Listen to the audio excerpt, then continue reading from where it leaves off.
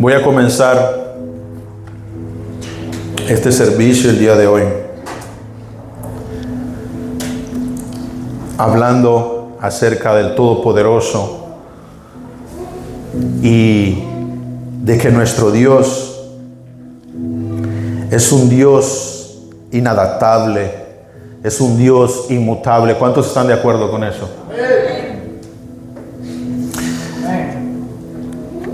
El ser humano, querido hermano, vive tan afanado en el diario vivir, queriendo alcanzar tantas cosas en la vida, que nos dejamos llevar por la rutina y no nos damos el tiempo de conocer al Dios verdadero. Y muchas veces se les hace más fácil, o se nos hace más fácil, crear un Dios que se adapte a nuestra rutina, crear un Dios que vaya con nuestro estilo de vida. Y el día de hoy, el tema que traigo es acerca del Dios inadaptable, de ese Dios inmutable. En ese diario vivir, el ser humano crea un Dios en el cual sea ese Dios el cual recurrimos a Él solo cuando tenemos necesidad.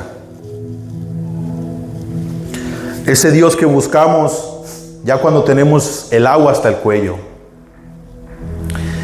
Y voy a decir por qué el hermano viene hablando de esa manera el día de hoy. Ese Dios, hermano, en el cual el ser humano no tiene que obedecerle, no tiene que rendir su vida a Él. Ese Dios que creamos en nuestra mente, que es un Dios al que solo le podemos pedir y Él nos dará, sin necesidad de nosotros obedecer sus mandamientos, sin necesidad de nosotros rendir nuestra voluntad completa a Él. ¿Por qué hablo de esta manera? ¿Por qué razón? No señalando, sino porque yo fui una de esas personas. Antes de yo entregar mi vida por completo a Cristo y rendir mi voluntad por completo, yo era una de esas personas. Yo era una de esas personas de las cuales Dios tenía un espacio en mi vida, pero tenía ese espacio pequeño en mi vida. Ese espacio que yo a veces decía, bueno, en este momento lo voy a buscar porque lo necesito, pero no era prioridad en mi vida. Yo tenía un Dios, como muchos allá afuera, creado de acorde a mi necesidad, creado de acorde a mi estilo de vida, ese Dios el cual yo podía seguir viviendo de la manera como yo estaba viviendo, y Dios iba a estar ahí. ¿Por qué? Porque yo no quería vivir como decía su palabra. Yo no quería rendir mi voluntad por completo a Él. Entonces se me hacía más fácil crear un Dios que se adaptara a mí y no yo adaptarme a Él. Por esa razón digo todas estas cosas, porque yo estuve ahí. Yo me creé ese Dios en mi cabeza hasta que me di la oportunidad hace 2 años más o menos, si no es que más, de conocer al Dios verdadero, de tener esa relación con el Dios verdadero, no ese Dios que yo me había creado en mi cabeza, ese Dios en el cual yo podía seguir en los deseos de la carne, el cual yo podía seguir en mi rutina, y solo cuando tenía el agua aquí hasta el cuello, yo venía y buscaba de Él. Ese fue el Dios que yo me creé en mi mente por muchos años. Pero para la gloria del Señor, el día de hoy conozco el Dios verdadero.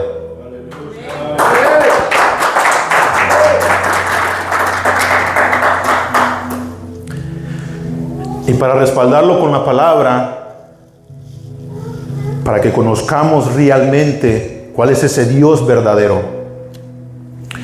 Vamos a ir a San Mateo 15:8. San Mateo 15:8. Como le decía, yo muchas veces, antes de rendir mi vida por completo a Cristo, y creo que hay muchos allá afuera que siguen actuando de esa manera, yo decía, yo a Dios le tengo temor. Yo a Dios lo amo, decía yo. Pero la palabra de Dios a mí me dice lo contrario.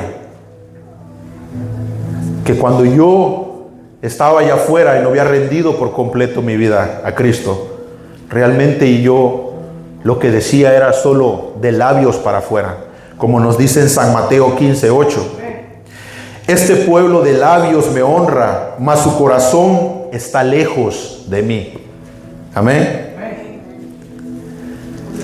Su palabra nos dice de que muchos allá afuera, o muchas veces, con nuestra boca decimos que amamos al Señor.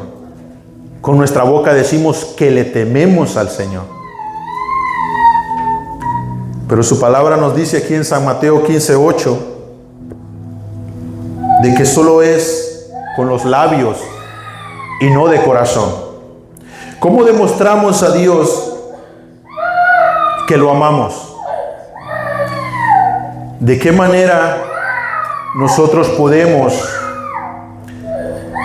demostrarle a Dios realmente que lo amamos? En San Juan 14:15 encontramos esa respuesta. En San Juan 14:15 nos dice su palabra: si me amáis, guardad mis mandamientos.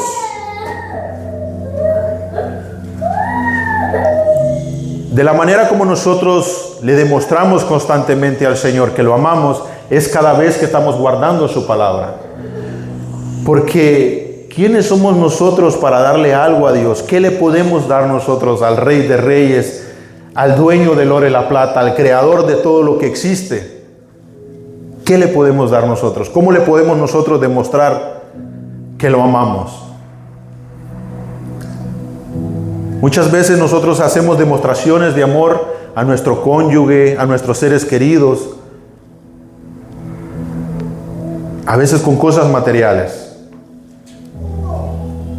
Pero el Señor dice que para que nosotros le demostremos ese amor, nosotros tenemos que guardar sus mandamientos. A mí siempre me gusta usar el ejemplo de cuando éramos niños. Y de la misma manera nosotros cómo le demostrábamos a nuestros padres que los queríamos. Con nuestra obediencia. Porque ¿qué le podíamos dar nosotros a nuestros padres si éramos unos niños? ¿Cómo le demostrábamos nosotros que amábamos a nuestros padres? Con nuestra obediencia. ¿Cómo se siente los que ya son padres cuando un hijo le obedece? ¿Verdad que se siente bien bonito? Se siente bien hermoso. Y de esa misma manera, cuando nosotros también éramos niños y obedecíamos a nuestros padres, nosotros le estábamos demostrando amor a nuestros padres. Y de la misma manera, nuestro Padre Celestial espera lo mismo de nosotros. Que al nosotros guardar sus mandamientos, y lo dice su palabra, amado hermano, no lo digo yo. Si me amáis, guardad mis mandamientos. Amén. Al guardar sus mandamientos, nosotros estamos demostrando el amor y también el temor a Dios. Amén. ¿Cómo demostramos también si le tenemos temor a Dios? La palabra temor muchas veces en el mundo se confunde, déjeme decirle. ¿Por qué razón? Porque muchas veces la gente piensa de que también debemos hacer sus mandamientos porque el Señor nos va a castigar, dice. Yo muchas veces escuchaba cuando estaba pequeño, Dios te va a castigar, Dios te va a castigar. En mi cabeza se había creado un Dios castigador, no un Dios que me ama, no un Dios el cual está ahí para mí todo el tiempo, sino ese Dios de que al yo fallar me va a castigar. Proverbios 8:13. Una manera de demostrar nosotros al Señor que le tememos. Nos dice Proverbios 8:13. El temor de Jehová es aborrecer el mal, la soberbia y la arrogancia, el mal camino y la boca perversa, aborrezco. Entonces, una vez más, la palabra de Dios nos muestra cómo nosotros demostramos al Señor que le tememos. No por lo que nos dijeran, Dios te va a castigar, no. Nosotros demostramos al Señor que le tememos al nosotros aborrecer el mal, a nosotros no andar en el mal camino. Amén. A nosotros desechar y aborrecer la arrogancia, la prepotencia, la boca perversa. Cuando nosotros desechamos todo este tipo de actitudes fuera de nosotros, estamos demostrando que le tememos a Dios. Amén. No podemos decir que le tememos a Dios si no aborrecemos todas estas cosas.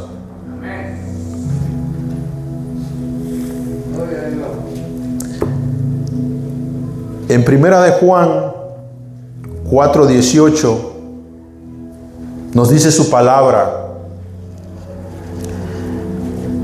Este versículo me gusta tanto porque hay una profundidad en este versículo. Primera de Juan 4:18. En el amor no hay temor, sino que el perfecto amor, dice, echa fuera el temor, porque el temor lleva en sí castigo,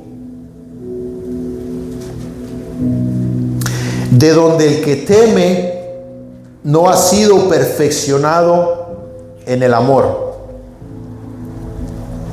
Déjeme se lo leo una vez más y léalo usted ahí conmigo también. Primera de Juan 4:18. En el amor no hay temor, sino que el perfecto amor echa fuera el temor. Ahí hay un punto, no sé si lo está viendo. Ahí hay un punto ahí. ¿Por qué razón hay un punto? Ahorita le voy a decir.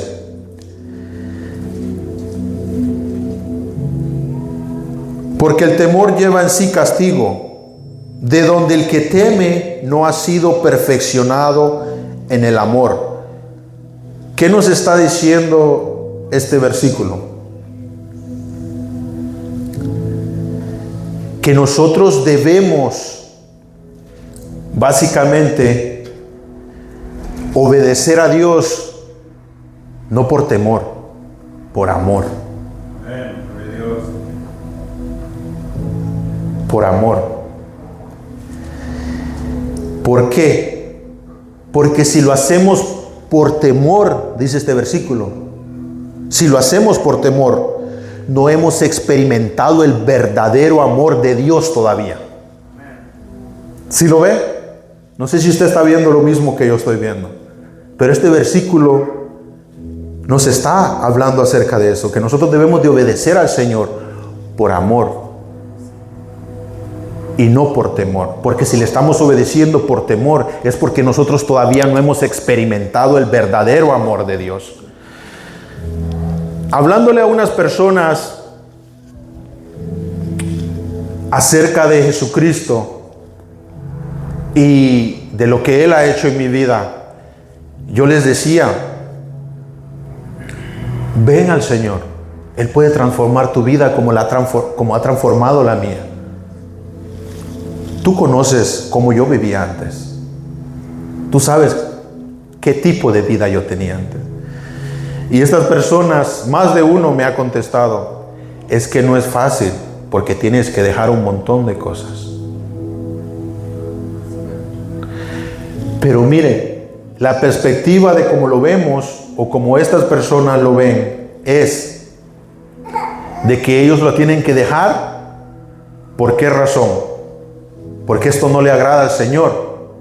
Pero ellos lo quieren dejar por su propia voluntad, porque ellos todavía, como dice su palabra, no han experimentado el amor de Dios. Si ellos experimentan el amor de Dios, ¿usted cree que le va a costar ir dejando estas cosas? No. Porque si usted ama a alguien, usted lo va a hacer por amor. Ese mismo amor va a ser el motor que lo va a impulsar a usted para dejar de hacer esas cosas. Entonces claramente nos dice aquí en su palabra, en primera de Juan 4:18, que si no hemos experimentado el verdadero amor de Dios, ¿cómo nosotros vamos a empezar a dejar todas esas cosas? ¿Por temor? Amado hermano, por temor no se puede hacer eso. ¿Quiere que le diga por qué? Porque hoy la deja, mañana la vuelve a agarrar. Por temor. Pero por amor, qué hermoso es hacer las cosas por amor.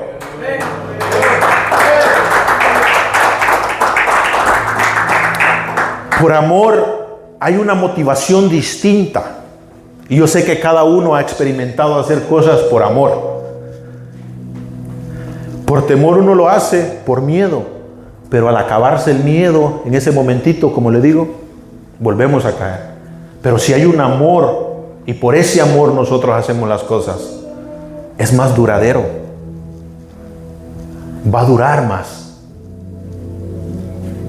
Eso se va a prolongar. Va a llegar a un límite donde usted va a empezar a dejar tantas cosas que usted sabe que no le agradan al Señor. Por amor, no por temor. Porque el temor trae culpabilidad, déjeme decirle. Si usted lo hace por temor, es porque usted se siente culpable. Hay algo de culpabilidad en ese temor. Vuelvo a poner el ejemplo de cuando éramos niños. Muchas veces nosotros obedecíamos a nuestros padres por temor, porque nos sentíamos culpables de que ya nos habían dicho que no hiciéramos eso y nosotros lo volvíamos a hacer. Entonces, muchas veces nosotros les obedecíamos por temor. No era por amor. Si hubiera sido por amor, hubieran sido menos las veces que nosotros hubiéramos vuelto a hacer eso, que nos dijeron, no vayas a hacer eso. Bájate de ese árbol que te vas a caer. ¿Ve la diferencia de que el amor sea nuestro motor a que sea el temor? El temor no debería de vivir en nuestros corazones. Cuando nos presentan a un Dios castigador, cuando nos presentan a un Dios de que nosotros tenemos que seguir sus mandamientos y sus mandatos por temor, no está esa gasolina, ese motor para que nosotros avancemos. Experimentar el verdadero amor, como dice su versículo aquí. El amor dice, en el amor no hay temor. Comienza de esa manera, escuche usted, en primera de Juan 4:18 dice, en el amor no hay temor, sino que el perfecto amor echa fuera el temor. O sea que si su motor es el amor, el temor lo echa fuera. ¿Sí está conmigo?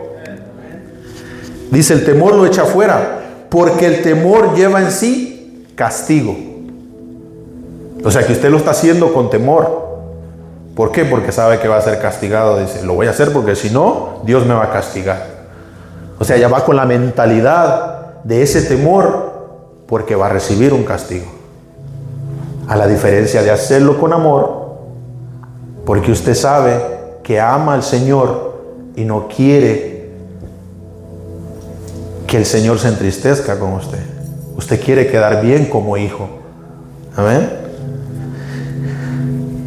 El temor, dice, lleva en sí castigo, de donde el que teme no ha sido perfeccionado en el amor.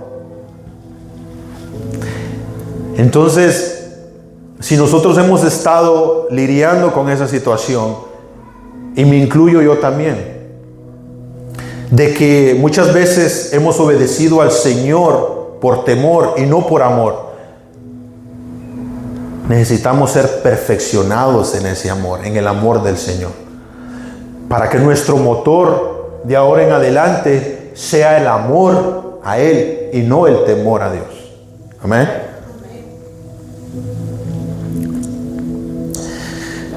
Primera de Juan 3:18.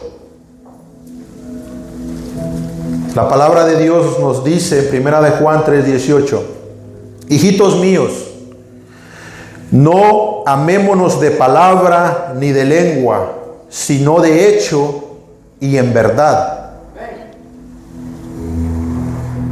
Una vez más su palabra nos está hablando de ese amor. Hijitos míos, no amémonos de palabra ni de lengua, dice, sino de hecho y en verdad. Dios quiere que demostremos el amor con acciones. Amén. Su palabra nos está diciendo en este versículo, con acciones, con hechos verdaderos y no con pura palabrería. Como le decía yo antes de conocer a Cristo, antes de rendir mi vida por completo, yo decía que lo amaba. Yo decía que le temía. Yo temo a Dios, decía yo lo amo. Pero ¿estaba yo viviendo bajo su voluntad? No.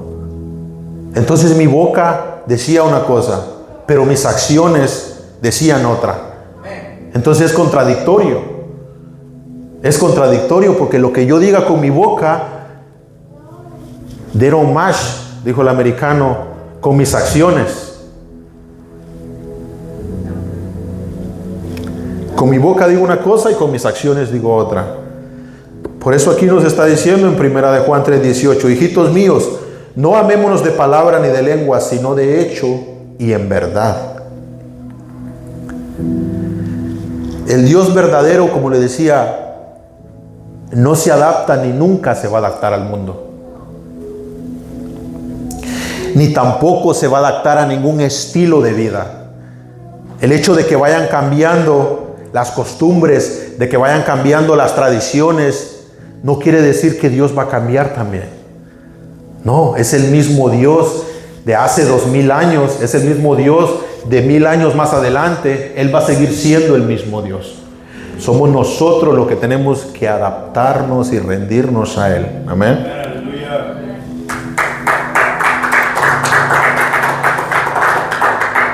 Su palabra nos dice una vez más por qué razón nosotros debemos amar primero a Dios. En Primera de Juan 2:15 al 16. Primera de Juan 2, del 15 al 16. Su palabra nos dice, no améis al mundo ni las cosas que están en el mundo. Si alguno ama al mundo, el amor del Padre no está en él. Wow, eso es fuerte. Pero más claro, creo que es imposible. Y continúa diciendo, porque todo lo que hay en el mundo, los deseos de la carne, los deseos de los ojos y la vanagloria de la vida, dice que provienen del Padre, ¿verdad que no? Entonces, si nosotros estamos amando esto, automáticamente no estamos amando al Padre. Porque claramente dice aquí, no proviene del Padre, sino del mundo. Entonces, si nosotros nos dejamos llevar por nuestros deseos, por la vanagloria, automáticamente nosotros estamos despreciando el amor del Padre. ¿Sabía usted de que asimismo como en la vida espiritual, nosotros cuando nos acercamos al Señor, hay fruto? Nosotros tenemos un fruto, amén. A medida vamos creciendo, vamos perseverando. Y déjeme decirle que en el mundo también hay un fruto. Cuando nosotros amamos al mundo, también hay fruto. Y esa manifestación de fruto, ¿sabe cuáles son? ¿Cómo nosotros sabemos de que estamos amando más al mundo que a Dios? Déjeme darle una clave para que nos examinemos nosotros, para que nos escaneemos nosotros mismos. La manifestación del amor al mundo en nosotros, el fruto que nosotros vamos a dar, si nosotros estamos amando al mundo y no estamos amando a Dios, son apetitos físicos descontrolados. Esa es una de ellas. ¿Por qué? Porque le estamos dando rienda suelta a la carne, a los deseos. La codicia visual. ¿Cuál es la codicia visual? Que vemos algo y yo quiero eso. Automáticamente. ¿Por qué? Porque ya estamos amando el mundo. Esos son los frutos de estar amando al mundo. Media vez usted vio algo, ya empezó a codiciarlo. El orgullo basado en posesiones y estatus. O sea que usted se empieza a sentir que está aquí por lo que usted tiene o por la posición que usted tiene. Esos son frutos del mundo, no son frutos del Señor, no son frutos del Espíritu Santo. Esa es una manera de darnos cuenta que nosotros nos estamos dejando llevar por el mundo y sus deseos y no por Dios. ¿Por qué? Porque ya estamos enfocados en estas cosas, en la codicia, en el orgullo, en el estatus. No, pero es que yo tengo esta posición. Cuidado, hermano. Esos no son frutos del Espíritu. Esos son frutos del mundo que se manifiestan. Es de una manera como usted se puede dar cuenta de que está amando más al mundo que a Dios. Ya está empezando a ver frutos. Así mismo como nos acercamos al Señor, amén. Cuando nos acercamos al Señor, empezamos a ver los frutos del Espíritu Santo. Y de la misma manera, si nos acercamos al mundo, también hay frutos. Y si esos frutos empiezan a dar en su persona, hermano, esa es una señal que estamos amando más al mundo que a Dios. En Santiago 4:4, y este versículo está fuerte, hermano. Santiago 4:4. Oh almas adúlteras, comienza diciendo, mire usted, oh almas adúlteras, ¿no sabéis que la amistad del mundo es enemistad contra Dios? Cualquiera pues que quiera ser amigo del mundo se constituye automáticamente enemigo de Dios. ¿Sí ve? Su palabra una vez más nos dice que el amor al mundo nos convierte a nosotros enemigos de Dios, automáticamente. Cuando le damos rienda suelta a nuestros deseos, a los deseos de la carne, perdón.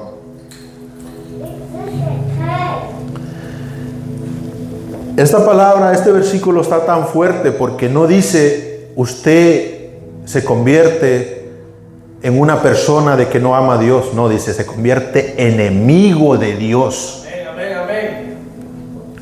Quiero profundizar un poco más en este versículo. Creo que muchas veces leemos este versículo superficialmente.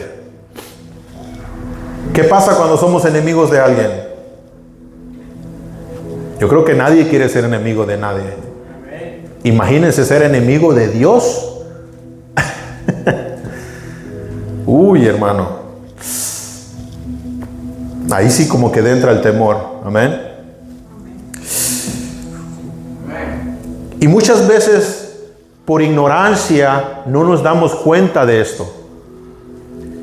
Muchas veces por ignorancia no nos damos cuenta de que su palabra nos está advirtiendo de lo que no debemos hacer.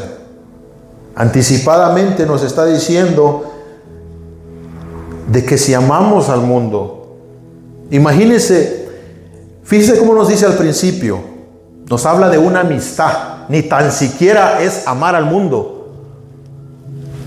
¿Qué es una amistad? Usted, con el simple hecho de que usted tenga una amistad con el mundo, nos convertimos automáticamente en enemigos de Dios. ¿Qué es una amistad? ¿Qué hace usted con su amigo o con su amiga? Usted comparte muchas cosas con una amistad, ¿no? Ahora, con su amigo o con su amiga, usted tiene una amistad, tiene una relación. Usted va a hacer esto, usted va a hacer lo otro, vamos aquí, vamos allá. Empiezan a compartir muchas cosas. Y de la misma manera, una amistad con el mundo, ¿qué quiere decir? Que usted está haciendo todas esas cosas que hay en el mundo. ¿Por qué razón? Porque ya tiene una relación con el mundo. Entonces aquí su palabra nos está diciendo de que tenemos que romper toda amistad con el mundo. No me malinterprete, no quiere decir de que nosotros vamos a vivir apartados del mundo, no. Pero yo creo que cada uno de nosotros sabe en qué momento nosotros damos un paso hacia enfrente y empezamos a entender o entablar una relación con el mundo. ¿Cómo pasa eso? Todo lo que produce el mundo, cuando nosotros lo empezamos a consumir, que sabemos que no viene de Dios, porque lo vimos en el versículo, que no proviene del Padre, dice. Todas estas cosas no provienen del Padre. Cuando nosotros empezamos a consumir todas esas cosas, básicamente empezamos a tener esa relación con el mundo. Y aquí tenemos que tener cuidado, porque fácilmente nos convertimos, dice su palabra, en enemigos de Dios. Yo vivía con esa idea errónea, poniéndome una vez más yo como ejemplo, pensando de que yo podía seguir haciendo todas las cosas que yo hacía en el mundo, y Dios siempre iba a estar ahí para aplaudirme cada vez que yo necesitaba. Y resulta de que yo a Dios lo había convertido en mi enemigo. ¿Sabe qué fue lo que me mantuvo a mí muchas veces? Su misericordia. Su misericordia fue la que a mí me alcanzaba cada vez. Pero de igual manera hubieron muchos. Vamos a la iglesia. El Señor siempre manda mensajes por medio de personas, por medio de alabanzas, por medio de prédicas. Yo tenía a Dios como un enemigo, pero en mi mente Dios no era mi enemigo, pero su palabra me dice que por las acciones y por la amistad que yo tenía con el mundo, yo había convertido a Dios en mi enemigo. Aquí lo dice su palabra en Primera de Juan, amén, 2 del 15 al 16. Y en Santiago 4:4. Entonces, como le decía, nos creamos un Dios que se tiene que adaptar a nosotros. Yo me creé ese Dios, por eso lo traigo como testimonio el día de hoy. Porque yo estuve de aquel lado y para la gloria del Señor ahora estamos aquí sirviéndole a Él.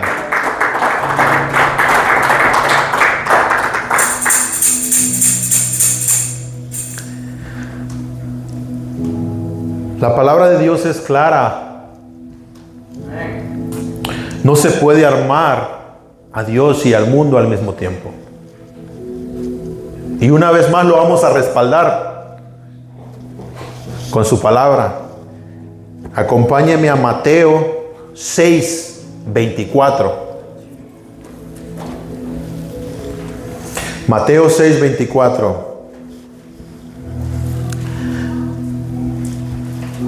Ninguno puede servir a dos señores, dice. ¿Por qué razón? Porque aborrecerá al uno y amará al otro. No podéis servir a Dios y a las riquezas. Vea usted. Una vez más, hemos escuchado este versículo muchas veces, pero lo tomamos literal.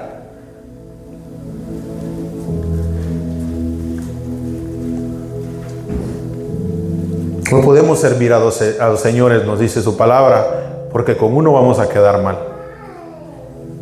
Esa es la razón por la que el Señor quiere y pide que nosotros le seamos fieles, que busquemos esa fidelidad que Él nos ofrece a nosotros diariamente. Ninguno puede servir a dos señores, porque aborrecerá al uno y amará al otro, o estimará al uno y menospreciará al otro. Entonces, cuando nos metemos a ese juego de que podemos estar en el mundo y podemos estar con Dios, nos mentimos a nosotros mismos, porque tarde o temprano le vamos a fallar. ¿Y a quién le vamos a fallar? A Dios, porque al mundo no creo. Es fácil hacer amistad con el mundo. Es fácil, se nos da fluido. No tenemos ni que pensarlo mucho. ¿Por qué? Porque es la carne, son los deseos de la carne. Amén. Yo no creo que ninguno se haya esforzado para quedar bien en el mundo. Fluye. El enemigo está ahí pendiente. Es necesario un rendimiento completo, amado hermano, que rindamos por completo al Señor nuestras vidas, para no estar en este vaivén, con un pie aquí y el otro pie allá.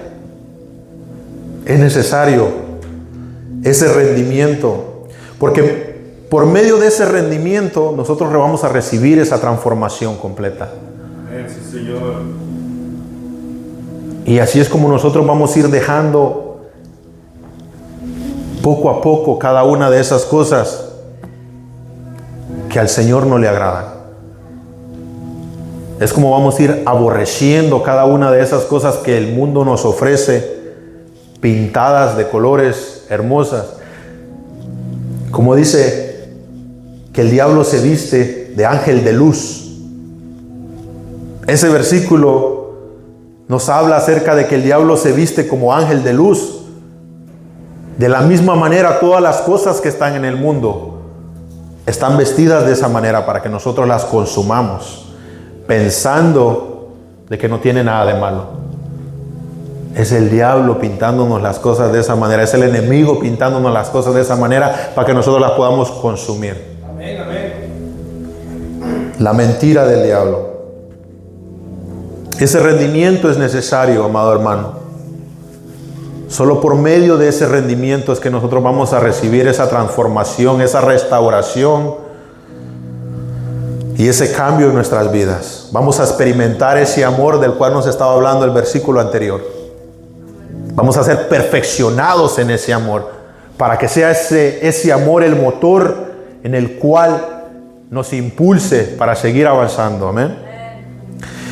Romanos 12:2 nos dice, otro versículo que lo hemos escuchado muchas veces: no os conforméis a este siglo, sino transformaos por medio de la renovación de vuestro entendimiento. Romanos 12:2. Una vez más su palabra nos está diciendo que no nos conformemos a este siglo, dice, sino que seamos transformados por medio de la renovación de vuestro entendimiento. Porque muchas veces cuando oramos le pedimos al Señor entendimiento, que abra nuestros ojos, nuestros oídos espirituales, porque es Él el que nos va a mostrar qué es lo que hay mal en cada uno de nosotros, qué es lo que nosotros necesitamos dejar. Cometer el error que yo cometí en el pasado antes de venir a Cristo, de crear un Dios que se adapte al estilo de vida de nosotros, es el error que están cometiendo muchas personas allá afuera. De crear un Dios que sea Él el que entre a nuestro estilo de vida, que sea Él el que tenga tiempo cuando nosotros tengamos tiempo, no nosotros tener tiempo para Él. Ese Dios no existe. Ese Dios no existe. Esa es una mentira del diablo. Es una mentira creada por medio de esos deseos que nos impulsan a crear ese Dios que no existe. Dejemos de crear dioses en nuestra cabeza que quieran aceptar nuestro estilo de vida pecaminosa. Y démonos el tiempo de conocer al Dios verdadero y rendir por completo nuestra voluntad a Él.